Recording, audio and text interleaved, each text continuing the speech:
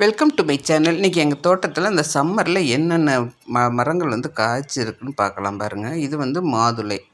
மாதுளையெல்லாம் வந்து ரொம்ப பராமரிப்பு கிடையாது. ரொம்ப டிசீஸ் எல்லாம் எதுவும் வராது. இதில் வந்தால் என்ன, பழம் வர சீசனில் அந்த அணில் பச்சை கிளி இது ரெண்டும் பழத்தை கோத்தும், அவ்வளோதான். மற்றபடி இது எப்பயுமே நல்லா வருஷம் முழுக்க காய்க்கக்கூடிய மரம். நல்ல சத்துள்ள பழம் இது. இரத்த விருத்திக்கு ரொம்ப நல்லது இது. ஸோ நம்ம வீட்டில் இடம் இருந்துச்சுன்னா நம்ம அந்த மரம் வைக்கலாம். நம்ம விதை போட்டாவே இதெல்லாம் வந்துடக்கூடிய ஒரு மரம் தாங்க.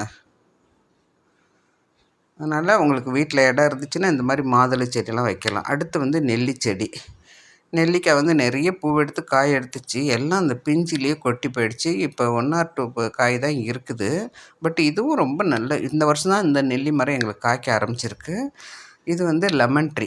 லெமன் ரொம்ப இம்பார்ட்டன்ட்ங்க நமக்கு. லெமன் சாதம் பண்ணுறதுக்கோ, ஜூஸ் பண்ணுறதுக்கோ, ஊறுகாய் பண்ணுறதுக்கு எல்லாத்துக்குமே ரொம்ப யூஸ்ஃபுல். அதுவும் இந்த சம்மருக்கு சொல்லவே வேண்டாம். லெமன் இல்லைன்னா கஷ்டம்.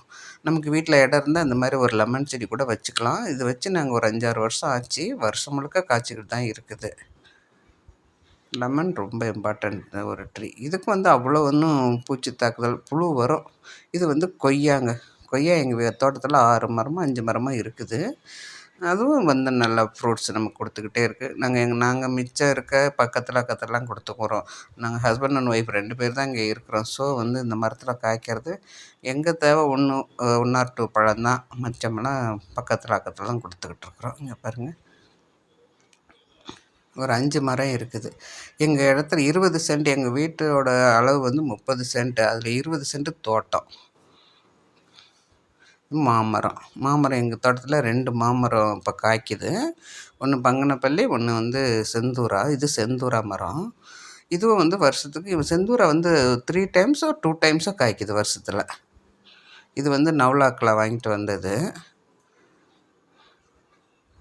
வச்சு இது வச்சு ஒரு 6-7 வருஷம் ஆச்சு. நாங்கள் இந்த வீட்டில் குடியேறி 8 வருஷமாக இருக்கிறோம். 8 வருஷமாக நாங்கள் எந்த ஃப்ரூட்ஸுமே அதிகமாக வெளியில் வாங்குறதே கிடையாது. ஏதாவது ரிலேஷன்ஸ் வரப்போ வாங்கிட்டு வந்தால் தான். இல்லைன்னா நாங்கள் இங்கே எங்கள் தோட்டத்தில் இருக்கிற பழங்களை தான் யூஸ் பண்ணிக்கிறோம். இதுவும் நல்ல ஊறுகாய்க்கு, இது சாம்பார்